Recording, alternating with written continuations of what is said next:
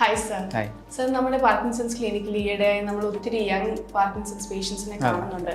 അവരിലെല്ലാം തന്നെ നമ്മൾ കാണുന്നത് അവരുടെ ഡേ ടു ഡേ ആക്ടിവിറ്റീസിൽ അവർക്ക് ഒത്തിരി ബുദ്ധിമുട്ടുകൾ അവർ അനുഭവിക്കുന്നുണ്ട്. അപ്പോൾ നമ്മളുടെ DBS പ്രൊസീജിയർ ചെയ്യുന്ന വഴി അവർക്ക് എന്തൊക്കെ ഇമ്പ്രൂവ്മെൻറ്റ്സ് ആണ്, എന്തൊക്കെ ബെനിഫിറ്റ്സ് ആണ് നമുക്ക് അവർക്ക് ചെയ്തു കൊടുക്കാൻ പറ്റുക?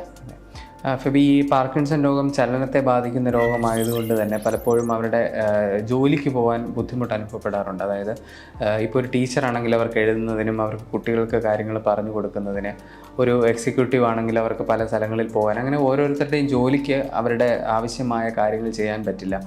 മാത്രമല്ല, ഈ മരുന്നിൻ്റെ എഫക്റ്റ് വളരെ ഷോർട്ടായിട്ട് ലാസ്റ്റ് ചെയ്യുന്നതുകൊണ്ട് തന്നെ അവരുടെ ഫാമിലിയോട് ഒപ്പം ടൈം സ്പെൻഡ് ചെയ്യാനും കുട്ടികളോടൊപ്പം കളിക്കാനും അങ്ങനെയുള്ള മറ്റ് ആക്ടിവിറ്റീസിൽ ഏർപ്പെടാനും ഒക്കെ ബുദ്ധിമുട്ടുണ്ടാകാറുണ്ട്. പലപ്പോഴും നമ്മൾ കാണുന്നത് രോഗത്തിൻ്റെ ദൈർഘ്യം ഒരു 8-10 വർഷം ആകുമ്പോഴത്തേക്ക് പലരും ജോലി രാജിവെച്ച് വീടുകളിലേക്ക് ഒതുങ്ങിക്കൂടുന്ന രീതിയിൽ പ്രത്യേകിച്ചും സ്ത്രീകളെ നമ്മൾ കണ്ടിട്ടുണ്ട്.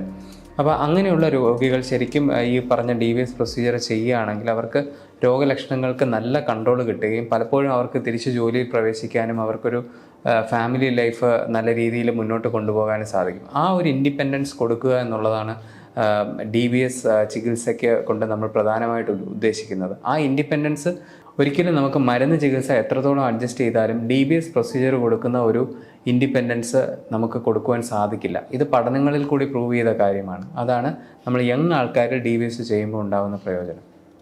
Thank you sir.